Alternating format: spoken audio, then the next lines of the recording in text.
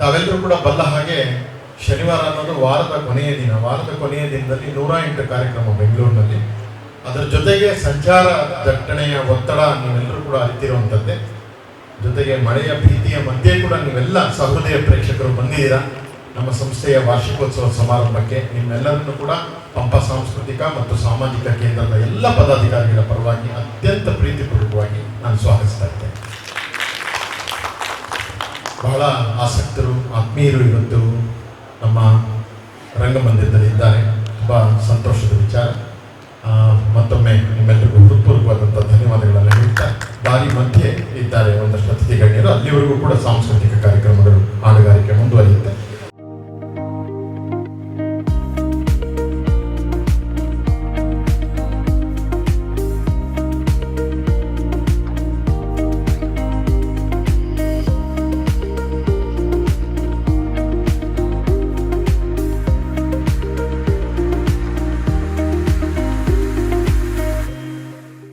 ಈ ಕಾರ್ಯಕ್ರಮಕ್ಕೆ ಈಗ ರಂಗ ಹಸಿರು ಕಾರ್ಯಕ್ರಮದ ಈ ಉದ್ಘಾಟನೆಯ ಉದ್ಘಾಟನೆಯನ್ನು ನೆರವೇರಿಸಲಿದ್ದಾರೆ ಶ್ರೀ ಮೋಹನ್ ಕೊಂಡಜ್ಜಿ ಸರ್ ಅವರು. ಮತ್ತೆ ಎಲ್ಲ ಹಿರಿಯರು ಕೂಡ ಕೈ ಜೋಡಿಸಬೇಕು ಅಂತ ವಿನಂತಿಯನ್ನು ಮಾಡ್ತಾ ಇದ್ದೇನೆ. ಸಸಿಗೆ ನೀರೆರೆಯುವ ಮೂಲಕ ನಮ್ಮ ಒಂದು ಜನಾಂಗ ಉಳಿಬೇಕು ಅಂತ ಹೇಳಿದ್ರೆ ಪರಿಸರ ಬಹಳ ಮುಖ್ಯ. ಪರಿಸರ ಉಳಿಸಿದರಷ್ಟೇ ಮುಂದಿನ ಮನುಕುಲ ಕೂಡ ಉಳಿಯುತ್ತೆ ಎನ್ನುವ ಸದಾಶಯದೊಂದಿಗೆ ಸಸಿಗೆ ನೀರೆರೆಯುವ ಮೂಲಕ ಉದ್ಘಾಟನೆಯನ್ನ ಮಾಜಿ ವಿಧಾನ ಪರಿಷತ್ ಸದಸ್ಯರಾದಂಥ ಮೋಹನ್ ಕೊಂಡಜ್ಜಿ ಸರ್, ನಾಗರಾಜ್ ಮೂರ್ತಿ ಸರ್, ನೀಲಮ್ಮ ಸರ್, ಎಲ್ಲರೂ ವೇದಿಕೆ ಮೇಲಿರುವ ಎಲ್ಲರೂ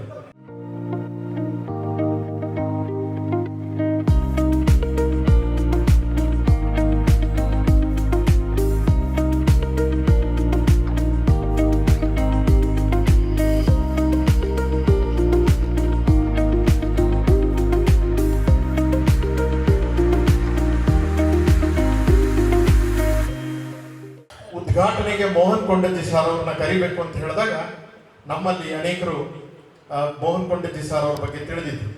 ನಾನು ಅದರ ಪ್ರಾಮುಖ್ಯತೆ ಹೇಳಿದೆ. ಯಾಕೆ ಅಂತಂದ್ರೆ ನನಗೆ ಈ ಹಿಂದೆ ಒಂದು 6-7 ವರ್ಷಗಳ ಹಿಂದೆ ಪರಿಸರ ಮಾಲಿನ್ಯ ನಿಯಂತ್ರಣ ಮಂಡಳಿಯಲ್ಲಿ ಮೋಹನ್ ಕೊಂಡಜ್ಜಿ ಸಾರ್ ಅವರು ಸದಸ್ಯ ಕಾರ್ಯದರ್ಶಿಗಳಾಗಿದ್ದಂಥ ಸಂದರ್ಭದಲ್ಲಿ ಪರಿಸರದ ಬಗ್ಗೆ ವಿಶೇಷ ಕಾಳಜಿ ಇಟ್ಟು ನಮಗೆ ಒಂದು ಯೋಜನೆಯನ್ನ, ಒಂದು ನಾಟಕವನ್ನ ಕೊಡಿಸಿ 25 ಪ್ರದರ್ಶನವನ್ನ ಕೊಡಿಸಿದ್ರು. ಅದೇನಪ್ಪ ಅಂತಂದ್ರೆ ಮಣ್ಣಿನ ಗಣಪ ಬಳಸಿ, POP ಗಣೇಶನನ್ನ ಬಳಸಬೇಡಿ ಅನ್ನುವಂತಹ ಒಂದು ಕಾರ್ಯಕ್ರಮ. ಬಹಳ ಅದ್ಭುತವಾದಂತಹ ಪ್ರಾಜೆಕ್ಟ್. ಇಡೀ ಬೆಂಗಳೂರಿನಾದ್ಯಂತ ನಾವು ಯಶಸ್ವಿ ಪ್ರದರ್ಶನಗಳನ್ನ ಮಾಡ್ಕೊಂಡು ಬಂದ್ವಿ. ಮೋಹನ್ ಕೊಂಡಜ್ಜಿ ಸರ್ ಅವರು ನಮ್ಮ ಎಲ್ಲ ಕಾರ್ಯಕ್ರಮಗಳಿಗೂ ಕೂಡ ಸಾಕಷ್ಟು ನಿಂತು ಪ್ರೋತ್ಸಾಹವನ್ನು ಮಾಡಿದ್ದಾರೆ. ಹಾಗಾಗಿ ಉದ್ಘಾಟನೆಗೆ ಅವರೇ ಸರಿ ಅಂತೇಳಿ ಸೂಕ್ತವಾದಂತಹ ಒಂದು ಆಯ್ಕೆಯನ್ನು ಮಾಡ್ಕೊಂಡ್ವಿ. ಬಹಳ ಪ್ರೀತಿ ಇಟ್ಟು ಬಂದು ಇವತ್ತು ಈ ಕಾರ್ಯಕ್ರಮಕ್ಕೆ ತಾವು ಚಾಲನೆಯನ್ನು ನೀಡಿದ್ದೀರಾ ಸರ್. ನಿಮಗೆ ಹೃತ್ಪೂರ್ವಕವಾದಂತಹ ಧನ್ಯವಾದಗಳು. ಉದ್ಘಾಟನಾ ನುಡಿಗಳನ್ನ ನೀವು 2 ಮಾತಾಡಬೇಕು ಅಂತ ನಾನು ವಿನಂತಿ ಮಾಡ್ತೇನೆ ಸರ್. ಗಣೇಶನ್ ಪಾತ್ರ ಮಾಡ್ಕೊಂಡಿವಿ ನಾವು. ಇವನು ಸ್ವಂತ ಕಬ್ಬನ್ ಪಾರ್ಕಲ್ಲಿ ಬೆಳಗ್ಗೆ 7 ಗಂಟೆಯಿಂದ 10 ಗಂಟೆ ತನಕ ಜನ ಬರ್ತಾರೆ ವಾಕಿಂಗ್ ಅಲ್ಲಿ. ಸಾಯಂಕಾಲ 1000 ಜನ ಇವನ ಇದರೊಳಗೆ ಅದ್ಭುತವಾದ ಕ್ಯಾಂಪೇನ್ ಆಯಿತು.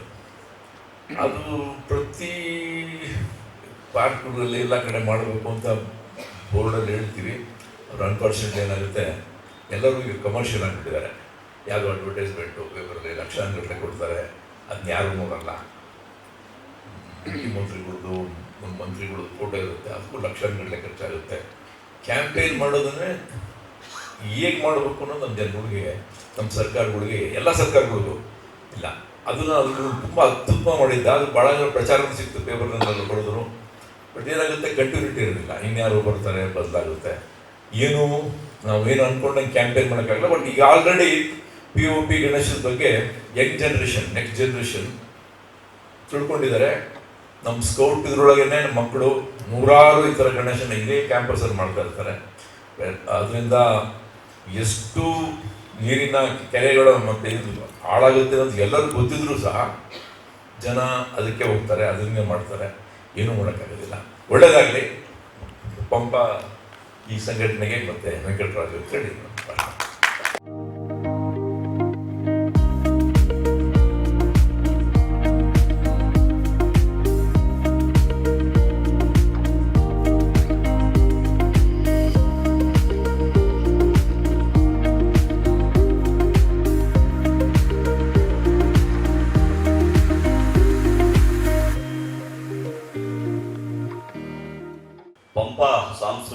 ಮತ್ತು ಸಾಮಾಜಿಕ ಕೇಂದ್ರ ಬೆಂಗಳೂರು, ಕನ್ನಡ ಮತ್ತು ಸಂಸ್ಕೃತಿ ಇಲಾಖೆ ಬೆಂಗಳೂರು ಇವರ ಸಹಯೋಗದೊಂದಿಗೆ ಇವತ್ತಿನ ದಿವಸ 19ನೇ ವಾರ್ಷಿಕೋತ್ಸವದ ಸಂಭ್ರಮ ಹಾಗೂ ಮುಖ್ಯವಾಗಿ ವಿಶ್ವ ಪರಿಸರ ದಿನಾಚರಣೆಯನ್ನು ಹಮ್ಮಿಕೊಂಡಿದೆ.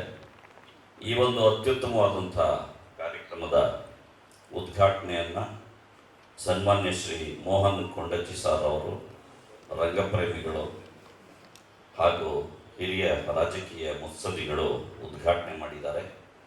ನಮ್ಮೆಲ್ಲರ ನೆಚ್ಚಿನ ಸದಾ ಕಾರ್ಯಶೀಲರಾಗಿರ್ತಕ್ಕಂಥ ಡಾಕ್ಟರ್ ಕೆ ವಿ ನಾಗರಾಜ್ ಮೂರ್ತಿಯವರು, ಅಧ್ಯಕ್ಷರು, ಕರ್ನಾಟಕ ನಾಟಕ ಅಕಾಡೆಮಿ, ಈ ದಿವಸ ಕಾರ್ಯಕ್ರಮದಲ್ಲಿ ಭಾಗವಹಿಸಿದ್ದಾರೆ. ವಿಶೇಷವಾಗಿ ನೀಲಂನವರು ಹಾಗೂ ರವಿಶಂಕರ್, ಪದ್ಮಿನಿ, ನಂದ ಹಾಗೂ ಇತರೆ ಎಲ್ಲ ಹಿರಿಯ ರಂಗ ಕಲಾವಿದರು ಹಾಗೂ ರಂಗ ಪೋಷಕರು, ಲೇಖಕರು ಈ ದಿವಸ ವೇದಿಕೆಯನ್ನು ಅಲಂಕರಿಸಿದ್ದಾರೆ. ಅವರಿಗೆಲ್ಲ ನನ್ನ ಹೃದಯಪೂರ್ವಕವಾದಂಥ ಅಭಿನಂದನೆಗಳು ಹಾಗೂ ನಮಸ್ಕಾರಗಳನ್ನು ಹೇಳ್ತಾ, ಈ ಒಂದು ಪಂಪ ಸಾಂಸ್ಕೃತಿಕ ಮತ್ತು ಸಾಮಾಜಿಕ ಕೇಂದ್ರ ಹಮ್ಮಿಕೊಂಡಿರ್ತಕ್ಕಂಥ ಹಾಸ್ಯೋತ್ಸವ ಹಾಗೂ ಪರಿಸರ ಗೀತೆಗಳು ಕಾರ್ಯಕ್ರಮ ಯಶಸ್ವಿಯಾಗಿ ನೆರವೇರಲಿ. ನಮ್ಮ ಜನಮನದಲ್ಲಿ ತಲತಲಾಂತರಗಳಿಂದ ನೆಲೆಯೂರಿ ಕಾಲಕಾಲಕ್ಕೆ ಆಯಾ ಸನ್ನಿವೇಶಗಳಿಗೆ ತಕ್ಕಂತೆ ಮೈಗೂಡಿಸಿಕೊಂಡು ವೈವಿಧ್ಯಪೂರ್ಣವಾಗಿ ಬೆಳೆದು ಬರ್ತಾ ಇರತಕ್ಕಂಥ ಈ ಕಲೆಯನ್ನು ಜನಾಂಗದಿಂದ ಮುಂದಿನ ಜನಾಂಗಕ್ಕೆ ಕೊಂಡೊಯ್ಯುವಂತಹ ಕೊಂಡಿಯೇ ಈ ರೀತಿಯ ವಾರ್ಷಿಕೋತ್ಸವದ ಕಾರ್ಯಕ್ರಮಗಳ ಉದ್ದೇಶ ಆಗಿರುತ್ತೆ. ಅವರ ಉದ್ದೇಶ ಸಫಲತೆಯನ್ನು ಹೊಂದಲಿ. ಕಲೆಯ ಹಿರಿಮೆ ಈ ಲೋಕದಲ್ಲಿ ಸಾಟಿ ಇಲ್ಲದ್ದು. ಕಲೆಯ ಪ್ರಾಮುಖ್ಯತೆ ಏನು ಅಂದರೆ, ನೂರಾರು ವರ್ಷಗಳವರೆಗೆ ಈ ವಿಶ್ವ ಜೀವನವನ್ನು ವೈಭವಶಾಲಿಯಾಗಿ ಮಾಡಿದ್ದಷ್ಟೇ ಅಲ್ಲ, ಈ ಜಗತ್ತಿಗೆಲ್ಲ ದಿವ್ಯ ಜೀವನದ ಸುಧೆಯನ್ನು ಕುಡಿಸಿದಂತಹ ಅದ್ಭುತವಾದಂತಹ ಚೈತನ್ಯ ಈ ಕಲೆಯಲ್ಲಿದೆ. ಕಲೆಯೇ ಜೀವ, ಕಲೆಯೇ ದೈವ ಅನ್ನುವ ಧ್ಯೇಯದೊಂದಿಗೆ ನಮ್ಮ ವೆಂಕಟರಾಜ್ ಅವರು ಸಂಸ್ಥೆಯನ್ನು ಕಟ್ಟಿಕೊಂಡು, ನಾಟಕಗಳನ್ನು ಮಾಡಿಕೊಂಡು, ನಾಟಕವನ್ನು ಬರ್ಕೊಂಡು, ನಿರೂಪಣೆಯನ್ನು ಮಾಡಿಕೊಂಡು ಕಲೆಗಾಗಿ ತಮ್ಮನ್ನು ಸಮರ್ಪಿಸಿಕೊಂಡಿದ್ದಾರೆ. ಅವರ ಆಸೆಗಳು ಈಡೇರಲಿ. ಸರ್ ನಮಸ್ಕಾರ. ಇವತ್ತು ನಮ್ಮ ಏನು ವೆಂಕಟರಾಜು ಅವರು ಪರಿಸರ ದಿನವನ್ನು ಆಚರಣೆ ಮಾಡಿದರು. ಆ ಪರಿಸರ ದಿನಕ್ಕೆ ಒಂದು ವಿಶೇಷವಾದ ಕಾರ್ಯಕ್ರಮವನ್ನು ಹಮ್ಮಿಕೊಂಡಿದ್ರು. ಆ ಕಾರ್ಯಕ್ರಮದಲ್ಲಿ ನಾನು ಶ್ರೀರಾಜ್ ಮೆಲ್ವಿ ವಾದ್ಯಗೋಷ್ಠಿಯ ಮಾಲೀಕರಾದಂಥ ನಾನು ರಾಜು ಮಾತಾಡ್ತೀನಿ. ಸುಮಾರು 30 ವರ್ಷಗಳಿಂದ ನನ್ನ ವೃತ್ತಿ ಜೀವನದಲ್ಲಿದ್ದೀನಿ, ಸಂಗೀತದ ವೃತ್ತಿ ಜೀವನದಲ್ಲಿ. ಈ ನನ್ನ ಪಯಣದಲ್ಲಿ ಸುಮಾರು 6,000 ಕಾರ್ಯಕ್ರಮಗಳನ್ನ ಕೊಟ್ಟಿದ್ದೀನಿ. ಅದು ಪರಿಪೂರ್ಣವಾಗಿ ಕನ್ನಡದ ಕಾರ್ಯಕ್ರಮಗಳು. ಅನ್ಯ ಭಾಷೆಗೆ ಎಲ್ಲೂ ಒತ್ತು ಕೊಡದೆ, ಎಲ್ಲೂ ಅನ್ಯ ಭಾಷೆಗಳನ್ನ ಹಾಡದೆ ಬರೀ ಕನ್ನಡ ಕಾರ್ಯಕ್ರಮಗಳನ್ನು ನೀಡ್ತಾ ಬಂದಿದ್ದೀನಿ. ಅದು ನಿಜಕ್ಕೂ ನನ್ನ ಪುಣ್ಯ. ಇವತ್ತು ಕರ್ನಾಟಕದಲ್ಲಿ ಹಸಿರೇ ಉಸಿರು ಅಂತ ಹೇಳಿ ಈ ಒಂದು ಕಾರ್ಯಕ್ರಮ ಮಾಡ್ತಾಯಿದ್ದಾರೆ ವೆಂಕಟರಾಜ್ ಅವರು. ಈ ಕಾರ್ಯಕ್ರಮದಲ್ಲಿ ನನ್ನ ಕಾರ್ಯಕ್ರಮವೂ ಇತ್ತು. ಸುಮಾರು ಹಾಡುಗಳನ್ನ ಆಡಿದ್ವಿ. ಪರಿಸರ ಗೀತೆ ಅಂದರೆ ಅದು ನಮ್ಮ ಭಾಳಷ್ಟಿದೆ. ಅದರಲ್ಲಿ ಚಿತ್ರಗೀತೆ ಒಂದು ಆರಿಸ್ಕೊಂಡಿದ್ವಿ. ಆ ಹಾಡು, ನಾವಾಡುವ ನುಡಿಯೇ ಕನ್ನಡ ನುಡಿ, ನಾವಿರುವ ತಾಣವೇ ಗಂಧದ ಗುಡಿ. ಈ ಹಾಡಲ್ಲಿ ಕನ್ನಡ ಪ್ರೇಮ ಇದೆ, ಪರಿಸರ ಇದೆ, ನಾಡು ನುಡಿಯ ಭಾಷಣದ ಒಂದು ಕಿಚ್ಚಿದೆ. ನಮಸ್ಕಾರ. ನಮ್ಮ ಕರ್ಣ ಅವರು, ಅವ್ರಿಗೆ ಒಂದು ಕಲೆ ಮೇಲೆ ಇರುವಂಥ ಪ್ರೀತಿ ವಿಶ್ವಾಸ ಎಷ್ಟಿದೆ ಅಂದರೆ, ನಾನು ಸುಮಾರು ಈಗ ನಾನು ಇವರು ಪರಿಚಯ ಆಗಿ ಒಂದು 2-3 ವರ್ಷ ಆಯಿತು. ಸುಮಾರು 10ರಿಂದ 15 ಕಾರ್ಯಕ್ರಮಗಳಲ್ಲಿ ಭಾಗವಹಿಸಿದ್ದಾರೆ. ಕಲೆಗೋಸ್ಕರ ಅವ್ರು ಏನೇ ಕಾರ್ಯಕ್ರಮ ಇದ್ದರೂ ಬಿಟ್ಟು ಬರ್ತಾರೆ. ನಾನು ಜಾಬಲ್ಲಿದ್ದೀನಿ. ಆದರೆ ನಾವೇನಂದರೆ, ಒಂದು ಕಲೆ ಎಂದಾಗ ನಾವು ಎಲ್ಲರೂ ಮುಂದೆ ಬರಬೇಕು. ಜೀವನ ಇದ್ದೇ ಇರುತ್ತೆ ಬಿಡಿ ಸರ್, ಆದರೆ ಒಂದು ಕಲೆಗೋಸ್ಕರ ನಮ್ಮ ಶ್ರೀರಾಜ್ ಅವರು ಈಗ ಅವರು ನಮ್ಮ ಗಂಧದ ಗುಡಿ ಹಾಡಿದ್ರು. ಅದು ತುಂಬ ಅದ್ಭುತವಾಗಿ ಕಲೆ ಬಗ್ಗೆ, ಒಂದು ಪರಿಸರ ಬಗ್ಗೆ ಎಲ್ಲ ಮೂಡಿಬಂತು. ಅದು ನಾವು ಚಿಕ್ಕ ಹುಡುಗರಾಗಿದ್ದಾಗ ಅಣ್ಣವ್ರ ಸಿನಿಮಾ ಗಂಧದ ಗುಡಿ ಹಾಡು ಅದು ತುಂಬ ಅದ್ಭುತವಾಗಿ ಆಡಿದ್ರು.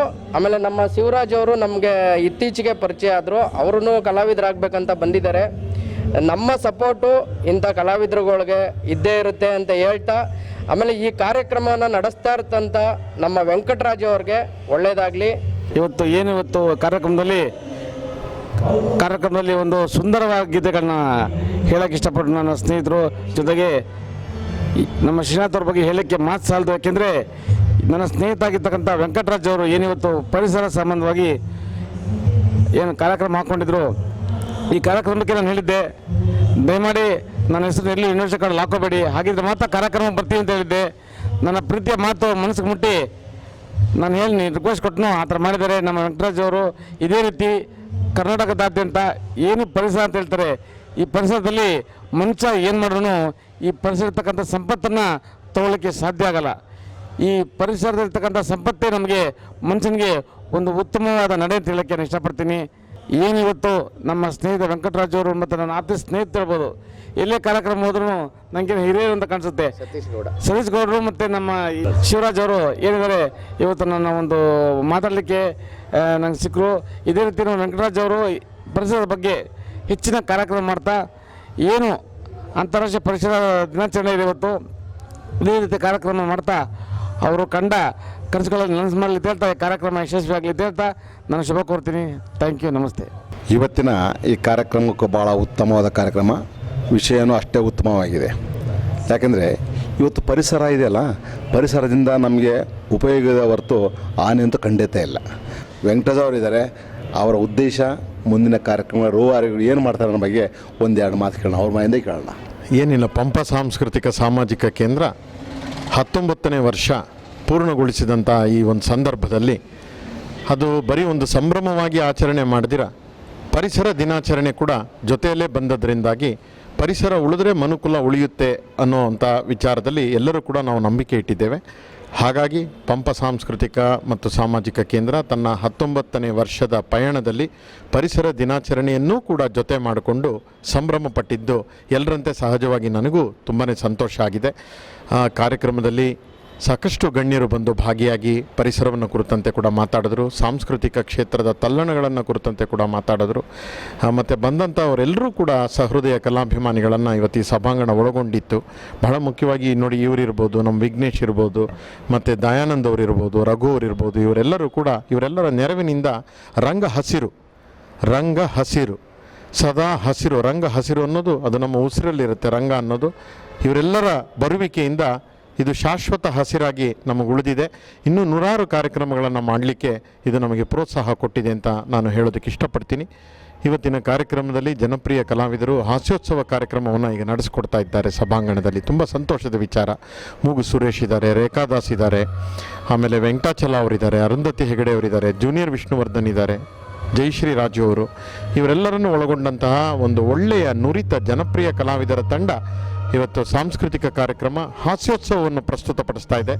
ಹಾಸ್ಯ ಬಹಳ ಮುಖ್ಯ, ಹಸಿರು ಮತ್ತು ಹಾಸ್ಯ.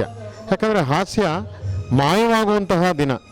ಹಾಸ್ಯ ಯಾರದೋ ಒಬ್ಬರದು, ನಾವು ಯಾರನ್ನಾದರೂ ಒಬ್ಬರನ್ನ ನೋಡಿದ್ರೆ ಅವರ ಮುಖದಲ್ಲಿ ನಗೆ ಅನ್ನೋದೇ ಇರೋದಿಲ್ಲ ಇತ್ತೀಚೆಗೆ. ಅಷ್ಟರ ಮಟ್ಟಿಗೆ ಒಂದು ರೀತಿ ಧಾವಂತದಲ್ಲಿ ಮನುಷ್ಯ ಸಿಕ್ಕಾಕೊಂಡು ಹೋಗ್ತಾ ಇರ್ತಾನೆ.